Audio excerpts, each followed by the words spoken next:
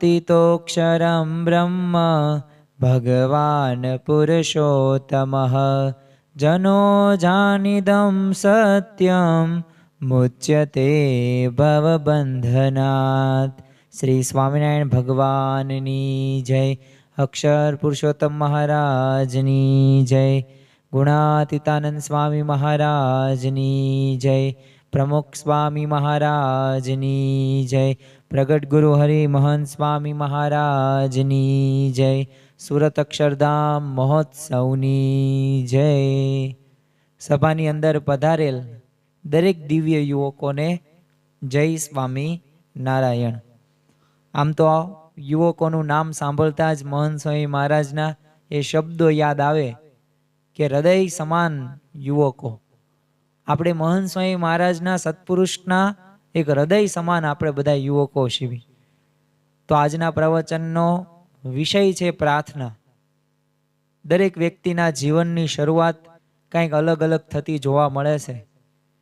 કોઈક યોગાસનથી કરશે, કોઈક કસરતથી કરશે, કોઈક વોકિંગથી કરશે પોતાની શરૂઆત, કોઈક થોડુંક સાંતળેલું ગરમ પાણી પીને શરૂ કરશે, કોઈક નાસ્તો કરીને કરશે, કોઈક ચા કરીને શરૂઆત કરશે, કે કોઈક ગોદડાની અંદર બસ ઓઢીને સૂઈ રહેવાનું અને બસ 7:30-8 વાગ્યે જાગવાનું અને ધીમે ધીમે જેમ જેમ આવતું જાય પીસી કરવાની કે ઓળિયું કરવાનું, કરવું હોય તો કરવાનું, નાસ્તો એમનામ કરી લેવાનો। આવી રીતે દરેક વ્યક્તિની અલગ અલગ શરૂઆત થતી જોવા મળે છે।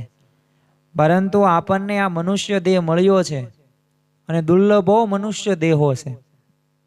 કારણ કે 84 લાખ યોનિની અંદર જો આ મનુષ્ય દેહ આપણને દુર્લભ છે, જેમાં આપણે ભગવાનનું નામ સ્મરણ કરી શકીએ છીએ। આ સભાની અંદર કોઈ ગાય આવે તો આપણે બેસવા દઈએ? એમાંય કૂતરો આવ્યો હોય તો તરત આપણે પાણા મારીએ, અરે હડકું જ કરી નાખીએ, બેસવા ન દઈએ। પરંતુ જ્યારે કોઈક વ્યક્તિ આ સભાની અંદર આવે તો આપણે એને બેસવા દઈએ। શા માટે? કારણ કે એ મનુષ્ય છે। તો જો સર્વ જાતિની અંદર 84 લાખ યોનિની અંદર એક મનુષ્ય છે ને, એક દુર્લભ છે મળવો, અને આપણને આ જન્મ મળ્યો છે। પરંતુ આ મનુષ્ય જે આપણને દેહ મળ્યો તો એનું સાચું ફળ શું? યથાર્થ આપણે સુખ મેળવવું છે દરેકને શાશ્વત આનંદ પ્રાપ્ત કરવો છે। આજે કોઈને પોતાના જીવનની અંદર પ્રશ્નો ગમતા નથી, પરંતુ આ પ્રશ્નોનું સમાધાન અને જે આપણા દિવસની જે શરૂઆત આપણે આપણી રીતે કરીએ છીએ। કોઈક પોતાના શરીરનું જોવે છે, કોઈક પોતાના મનનું જોવે છે, કોઈક પોતાના શરીરના અંગોનું જોવે છે, એટલે કે વોકિંગ કે વ્યાયામ કે પ્રાણાયામ, કે કોઈક પોતાનું આળસુ વૃત્તિ આરામનું જોઈએ છે, એટલે કે 7:30-8 વાગ્યા સુધી। પણ કોઈ એવા વ્યક્તિઓ પણ છે આમાંથી સભાની અંદર બેઠેલા તે મુમુક્ષુ હરિભક્તો જેની શરૂઆત આ બધા વ્યક્તિઓથી કંઈક વિરુદ્ધ થતી જોવા મળે છે। અને વિરુદ્ધ થતી જોવા મળે છે એટલે કે પ્રાર્થના, પ્રેયર। તો આપણા જીવનની અંદર પ્રાર્થનાનું કેટલું મહત્વ છે। મહાન વ્યક્તિઓ, સંતો, એના જીવનની અંદર પ્રાર્થનાના લીધે તેઓ કેવા ચમત્કાર સર્જી શક્યા। આપણે કોઈક વિદ્યાર્થી હશે, આમાંથી કોઈક ધંધો કરતા હશે, કોઈક નોકરી કરતા હશે, અરે કોઈ ક્ષેત્રની અંદર પોતાની આવડતને કળાની સૂઝથી આગળ વધી રહ્યા છે, કોઈક પ્રોસેસની અંદર છે, ઘડતરના સમયની અંદર છે। તો આપણે દરેકને આગળ વધવું છે, દરેકની એક ઈચ્છા છે કે આપણે આગળ વધી શકીએ। તો આપણા જીવનની અંદર શું જરૂરી છે? જેમ કોઈ વાહનની અંદર પેટ્રોલ, ડીઝલ કે કેરોસીન આપણે બધું નાખીએ છીએ ઈંધણ સ્વરૂપે તો એ વાહન ચાલશે। એમ આપણા શરીરની અંદર આ તો એક પ્રકારનું હાડપિંજર છે, પરંતુ આની અંદર એક આત્મા રહેલો છે। તો આત્માને પણ કંઈક જોઈએ। જેમ શરીરની અંદર આપણે ખાવું પીવું આપણે બધું કરીએ છીએ, ભોજન, એટલે આપણું શરીર સારું રહેશે, પણ આપણે આત્માનો પણ એક ખોરાક છે, અને જે આજના પ્રવચનનો વિષય છે। અને પ્રવચનનો વિષય છે પ્રાર્થના। તો આપણા જીવનની અંદર પ્રાર્થનાનું શું મહત્વ છે? શું આપણે પ્રાર્થના કરવી જરૂરી છે? શું ભગવાન આપણી પ્રાર્થના સાંભળે છે? તો આનો જવાબ જો શ્રદ્ધાથી વિચાર કરવામાં આવે ને તો આનો જવાબ હા આવશે. અને જો તર્ક સાથે કરવામાં આવશે તો પાછું આપણને સમયનો બગાડ લાગશે અને આપણે પ્રાર્થના નહીં કરી શકીએ. તો આપણા જીવનની અંદર પ્રાર્થનાનું મહત્વ ખૂબ રહેલું છે અને આપણે જેટલું પણ જીવનની અંદર પ્રાર્થના કરીશું, જેટલી વધુ કરશું એટલું ભગવાન સાથ આપશે. ગાંધીજીનું નામ આમાં કોને ખબર નથી? દરેકને ખબર છે. તમને આ ગાંધીજીના પ્રશ્ન પૂછવામાં આવે તો પહેલો જ જવાબ તમને આવડે જ તે કે ગાંધીજીએ ભારત દેશની આઝાદીમાં યોગદાન આપેલું છે. તમને એ પણ ખબર છે કે સત્ય અને અહિંસાના સિદ્ધાંત ઉપર જો યાદ રાખજો કે 1915માં ગાંધીજી આવ્યા ભારતમાં અને 1947માં 15મી ઓગસ્ટે દેશને આઝાદ કરી નાખ્યો.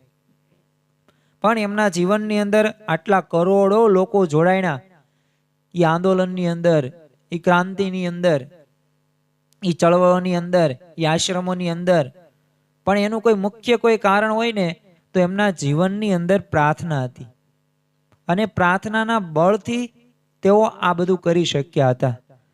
અને પાવર રહ્યો ને એ પ્રાર્થનાથી, પ્રાર્થના રહ્યો ને એ પાવર હાઉસ છે. આપણે જો પાવર માનો કે જે જગ્યાએથી સપ્લાય થવાનો છે એ મેન જે જગ્યાએથી ત્યાંથી જ કટ થઈ જાય, પછી તમે ગમે ત્યાં ન જાઓ તો તમારા ઘરે પાવર ન આવે, પણ ત્યાંથી સપ્લાય વ્યવસ્થિત થવી પડે તો પાવર બરોબર આવે. એમ ભગવાનનો પાવર મેળવવા માટે છે ને પ્રાર્થના જરૂરી છે. કારણ કે ભગવાન જ એક મોટા પાવર હાઉસ છે જે અખૂટ છે, ક્યારેય કોઈ દિવસ ખૂટવાના નથી. અને એમનામાં શક્તિ જે આપણે ધારી નહીં એ બહાર આપણે જોઈ શકીએ છીએ. એકવાર દક્ષિણ ભારતના પ્રવાસ માટે ગાંધીજી એક જગ્યાએ ગયા હતા અને ત્યાં કાંતણ સ્પર્ધા હતી અને ભવ્યતાથી ત્યાં આયોજન કરવામાં આવેલું હતું. ગાંધીજીને નિમંત્રણ આપવામાં આવ્યું હતું કે તમે આ કાંતણ સ્પર્ધા છે એટલે ત્યાં તમે આવો. આમ તો તે ગાંધીજીને ચરખો અતિશય પ્રિય હતો. ગમે ત્યારે સમય ફ્રી મળે ને ત્યારે ગાંધીજી એ ચરખાની અંદર કાપડ, એ જે દોરા હોય વીતવો જાય અને ખાદી જે આપણે કાપડ કહીએ છીએ, અત્યારે તો બહુ ચલન નથી રહ્યું, પણ એ સમયની સ્વદેશી ચળવળની અંદર તેનો મુખ્ય ભાગ એ ભજવતા. એટલે જો ગાંધીજીના તમે વસ્ત્રો જોવો ને તો ખાદીના જ હોય. તો આ કાંતણ સ્પર્ધા માટે ગયા અને હવે ત્યાંથી પાછા ફર્યા એટલે બહુ થાકી ગયા હતા અને કંટાળી ગયા હતા, કારણ કે શરીર આખું એમને દુખતું હતું. એટલે સીધા એ પથારીમાં ઘસઘસાટ સૂઈ ગયા.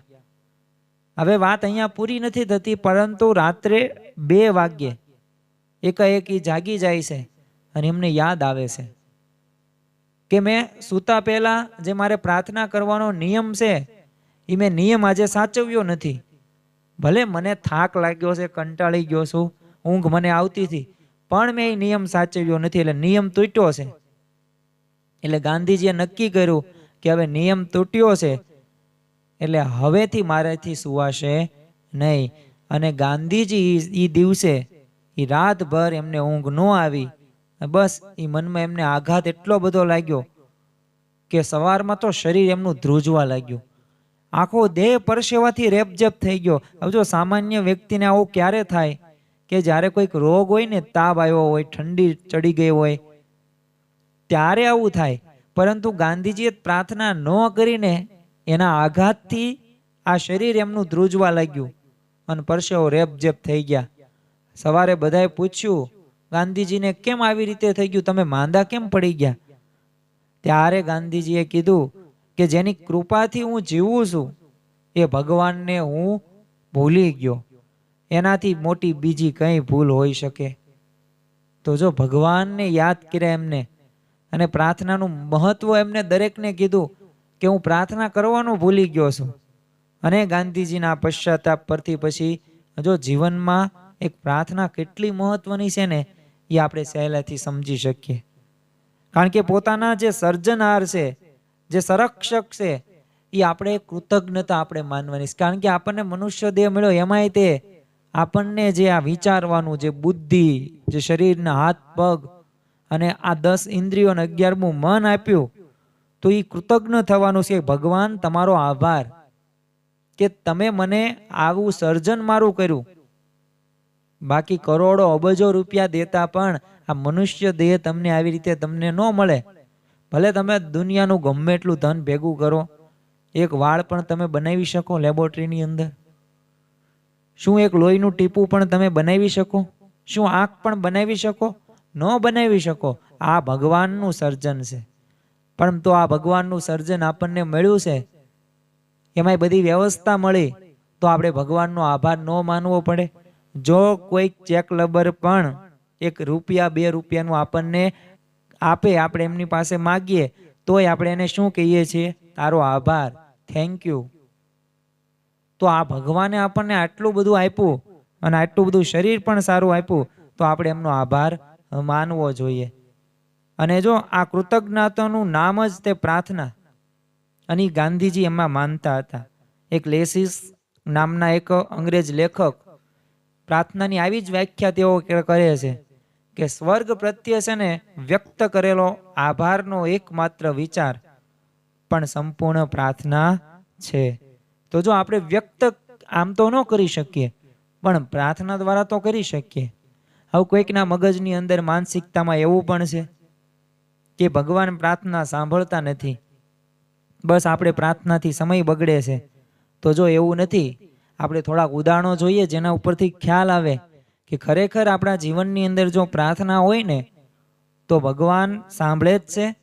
અને પ્રાર્થનાની શરૂઆત કરો ને ત્યારથી જ કામ થવા મળે છે. પ્રમુખ સ્વામી મહારાજ જ્યારે અમદાવાદની અંદર બિરાજમાન હોય કે મુંબઈની અંદર બિરાજમાન હોય કે પરદેશની અંદર બિરાજમાન હોય, ત્યારે ગુજરાતના સૌરાષ્ટ્રમાં વરસાદ જ્યારે પણ ખેંચાય ને, અથવા તો કોઈક હરિભક્તો કંઈક પ્રશ્નો એવા વિપરીત લઈને આવે ને, ત્યારે અડધી રાતે પ્રમુખ સ્વામી મહારાજ ઘણી વખત પ્રાર્થના કરેલી છે. રાત્રે 2-2 વાગ્યે તેઓ જાગી જાય અને અડધી કલાક 30-30 મિનિટ 35 મિનિટ 45 મિનિટ સુધી પ્રાર્થના કરે. જો પોતે સત્પુરુષ છે, સામર્થ્ય છે, છતાં તેઓ ભગવાનને પ્રાર્થના કરે છે. શા માટે? કારણ કે પ્રાર્થનામાં એક શક્તિ સમાયેલી છે જે અદ્રશ્ય છે.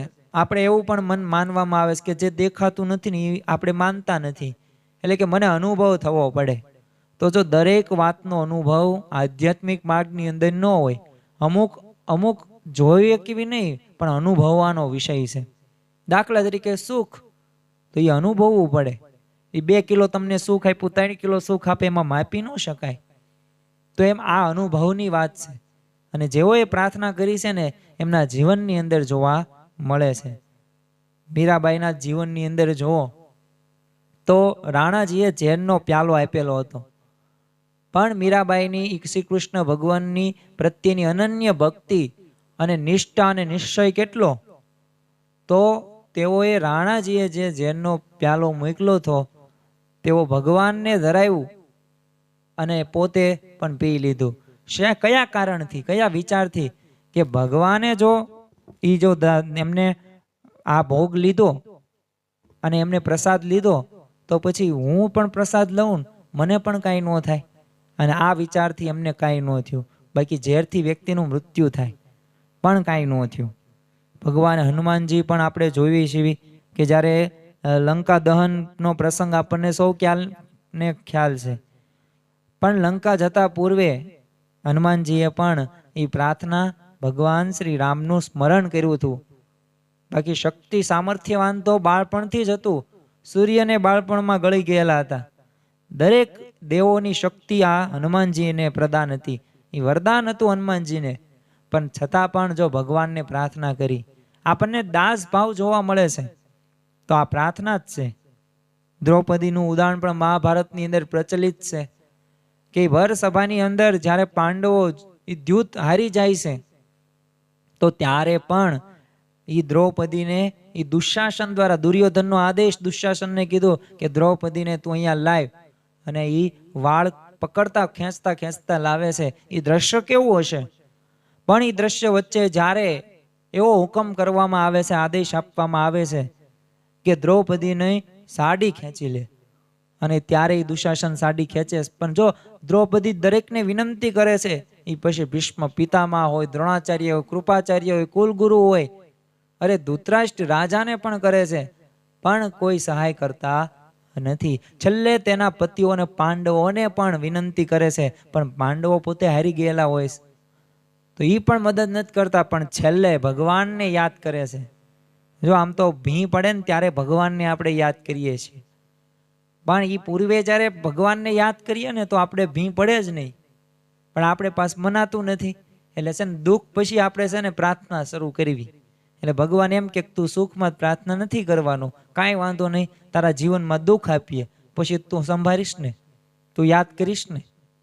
તો જો એમ દ્રૌપદી પછી છેલ્લે ભગવાન શ્રી કૃષ્ણને યાદ કરે છે, અને શ્રી કૃષ્ણ ભગવાને એ અનંત સાડીઓ એ ચીર પૂર્યા, અને દ્રૌપદીનો પ્રસંગ આપણને ખ્યાલ છે.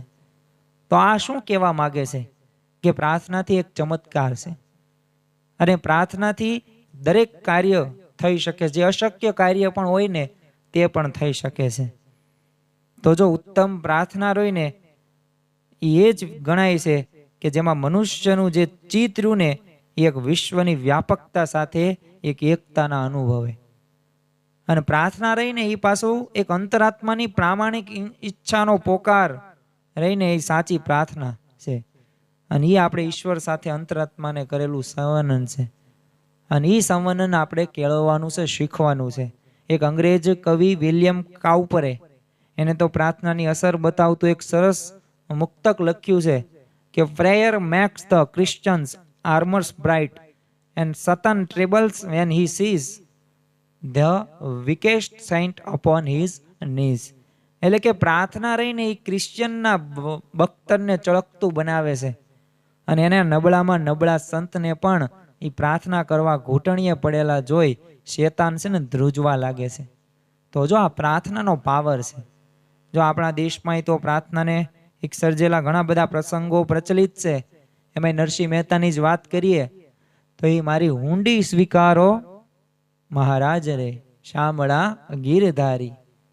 એ ખાલી હુંડીઓ લખે. હવે આપણે ચેક લખીએ ને પૈસા કોઈક આપણા ખાતામાં નાખે? એક રૂપિયો પાંચું ન નાખે. પણ નરસિંહ મહેતા ઊંડી લખે અને ઊંડી વટાવે કોણ? શામળશા.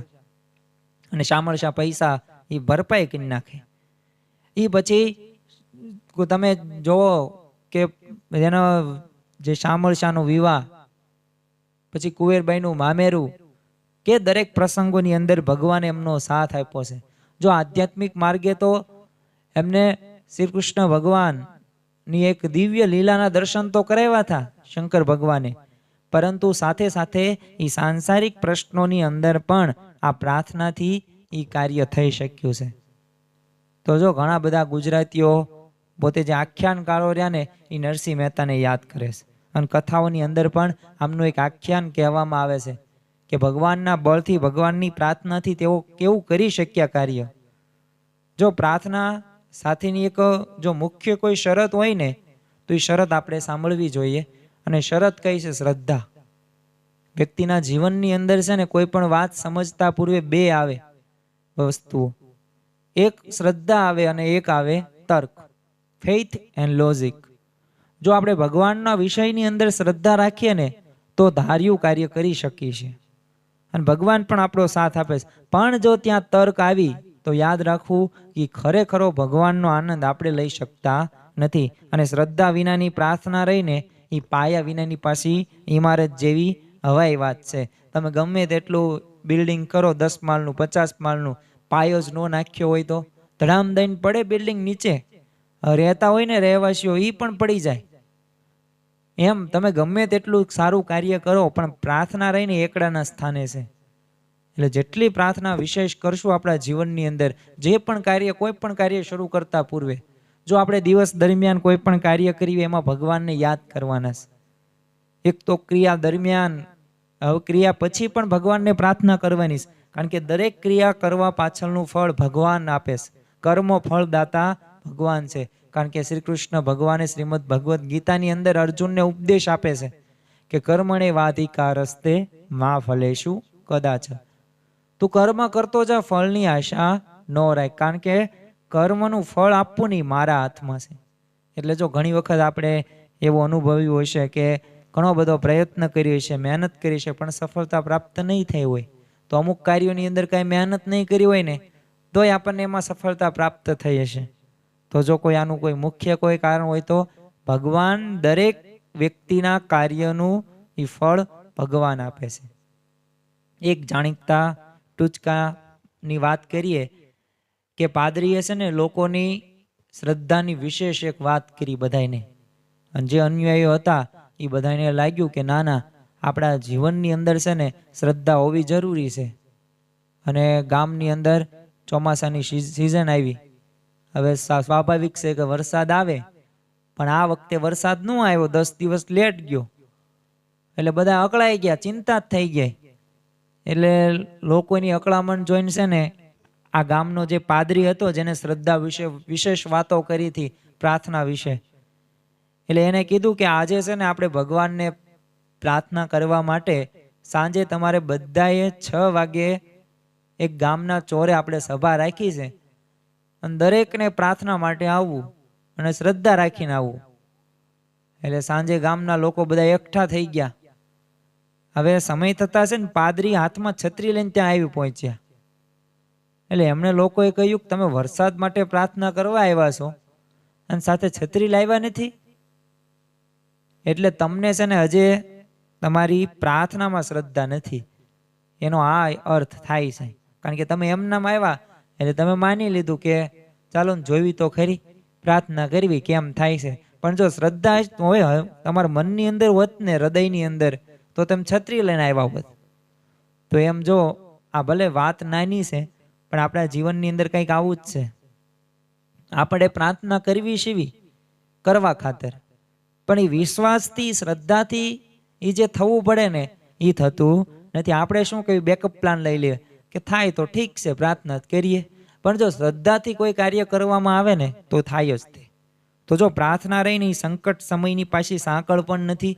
એ સુખમાં સાંભળે ને, જેમ સોની, સુખમાં ક્યારે સોની સાંભળે અને દુઃખમાં સાંભળે રામ. આપણા દુઃખના સમયની અંદર આપણે ભગવાન સાંભળે. આમ ભગવાનને આપણે 1 રૂપિયો હોય તે દાન પણ ન કરતા હોય, મંદિરે પણ સભાની અંદર પણ ન જતા હોઈએ. પણ જ્યારે આપણા જીવનની અંદર કાંઈક એવી અધોગતિ આવે, એવી વિપરીત પરિસ્થિતિ આવે, તો ત્યારે આપણને ભગવાન તરત યાદ આવે કે ઓ ભગવાનના હવે તો દર્શન કરવા જ પડે.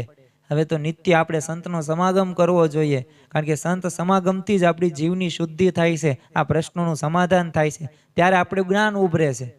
પણ વાસ્તવની અંદર એ સુખમાં જેમ આપણે છલકાઈ ન જઈએ ને, એના માટે પ્રાર્થના જરૂરી છે.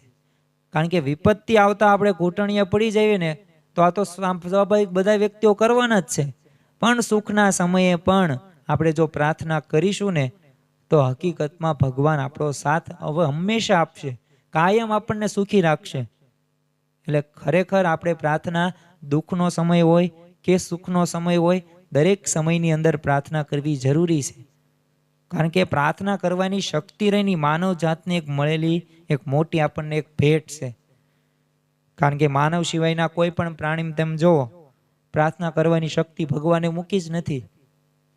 84 લાખ યોની છે જાતિઓ, એમાં મનુષ્ય સિવાય કોઈને કીધું હોય તો કયો, તમે કૂતરા, બિલાડા, ઉંદર કે વીછી પ્રાર્થના કરતા હોય એવું સાંભળ્યું હોય તો કયો, મંદિરે જતા હોય, પછી વાંચતા હોય, કથા વાર્તા સાંભળતા હોય, નહીં બને. કેમ? કારણ કે મનુષ્યની જ એક એવી યોની એવી છે કે જેમાં ભગવાનનું ભજન થઈ શકે, એટલે જ ઇન્દ્રિયો આપણને આપી છે.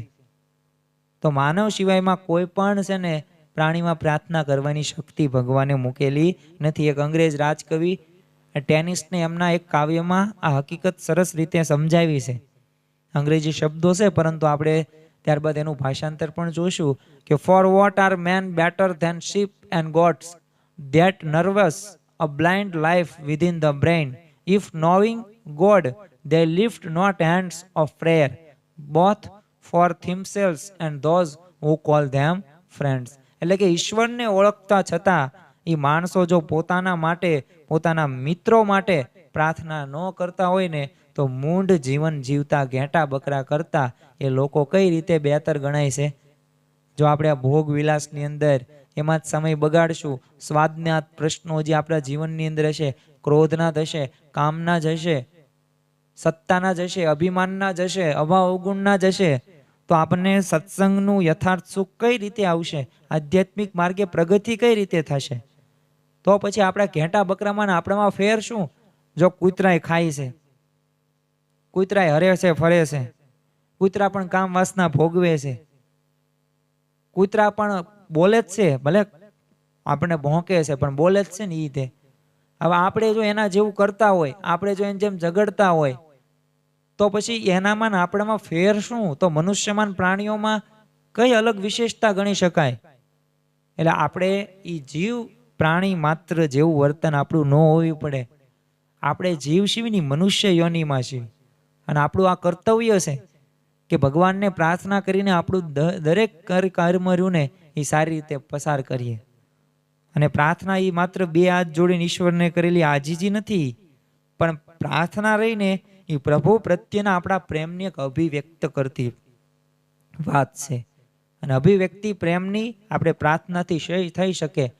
કારણ કે જો આ સર્જેલું આખું તમે વિશ્વ જુઓ, તમે જો કેટલા પ્રકારની વાનગીઓ ભલે મનુષ્યએ બનાવી, પણ બુદ્ધિ કોને આપી? ભગવાને આપી ને. ભલે ચંદ્ર ઉપર પહોંચી ગયો, આપણે ભલે એરોપ્લેન બનાવી નાખ્યા, સારામાં સારા ઘર બનાવી નાખ્યા, હાઈરાઇઝ બિલ્ડિંગ્સ તમે કહો, ખાવું પીવું હરવું ફરવું સ્થાનો બધું બનાવી નાખ્યું. તમે પણ આ સૃષ્ટિની અંદર તો જોવો કે કોઈ એક નાના બીજમાંથી તમને એક ફળ મળે, અને કોઈ એક નાના બીજમાંથી એ તમને કપાસ, અને કપાસમાં આપણે કપડાં પહેરીએ છીએ. ભલે માણસે સર્જન કર્યું છે બુદ્ધિથી, પણ બુદ્ધિ આપનાર કોણ? એવો વિચાર આપનાર કોણ? ભગવાન. કારણ કે કરતા હતા ભગવાન છે. તો આપણે જે વિશ્વની અંદર જે આશ્ચર્યો જોઈએ છે, કોઈ દિવસ જેનું પાણી અદ્ધર ન રહે, પણ કોણે અદ્ધર રાખ્યું? ભગવાને રાખ્યું. આ પૃથ્વી ગોળ ગોળ ફરે છે, આપણે સ્થિર શીવી, આપણે કાંઈ હલતા નથી. તો આ કોણે આવું આશ્ચર્ય કોણ કરે છે? તો આ આશ્ચર્ય કરનાર ભગવાન છે. તો આ ભગવાનને સર્જેલી જે દુનિયા છે, તો એનો આભાર આપણે નહીં માનવો પડે? હવે પ્રાર્થનાની એક બીજી અને એક અગત્યની વાત સમજતા પૂર્વે એક આપણે કવિ કોલરીઝ તેઓ કહે છે કે he prayed best who loved best all things both great and small. એટલે કે નાની મોટી તમામ ચીજોને જે સર્વોત્કૃષ્ટ રીતે ચાહે છે ને, એની જ પ્રાર્થના સર્વોત્તમ છે. ગાંધીજીએ પણ એ દરિદ્ર નારાયણની મૂર્તિ હૃદયમાં રાખીને જન સેવા પ્રભુ સેવા એ ગણવાનો આદર્શ આપણને આપ્યો છે. કારણ કે આપણું દરેક કર્મ રહ્યું ને એ ધર્મ ક્યારે બને? કે કર્મ એ રીતે કરતા હોઈએ ને તો. દરેકની મદદ, એક આદર, એક સત્કાર, એક સુખની અભિલાષા સાથે આપણે જો કાર્ય કરીએ ને, તો ખરેખર આપણી પ્રાર્થના રહીને એ સારી રીતે પરિણમે. પ્રાર્થનાની એક બીજી એક શરત છે નમ્રતા. આમ તો ગુજરાતીની અંદર કહેવત છે, નમે તે સૌને ગમે. એ નમ્રતા રહીને એ એક પ્રાર્થનાનું જ સ્વરૂપ છે. કારણ કે વિનમ્ર બન્યા સિવાય છે ને પ્રાર્થના થઈ ન શકે. કારણ કે પ્રાર્થના એટલે એક સર્વ સમર્પણનો ભાવ છે કે હું તમને પ્રાર્થના કરું છું એટલે કે હું કાંઈ નથી, મારામાં કોઈ એવી આવડત બુદ્ધિ શક્તિ નથી, તો તમે મને બુદ્ધિ શક્તિ આપનાર છો, એટલે તમારો આભાર. જો આપણે અહમનાથ સિંહાસન ઉપર છે ને આરૂઢ થઈને જો કોઈ દિવસ આપણે પ્રાર્થના કરવી ન જોઈએ, એક અભિમાનથી. કારણ કે જો રાવણ જેવા રાવણનું પણ અભિમાન નથી રહ્યું, કંસનું પણ અભિમાન નથી રહ્યું, અને દુર્યોધનનું પણ અભિમાન નથી રહ્યું. તો જો પ્રભુ પાસે એક પહોંચવાનો એક પવિત્ર જો એક પ્રયાસ રહ્યો ને, એ આ પ્રાર્થના છે, અને એનાથી થઈ શકે છે.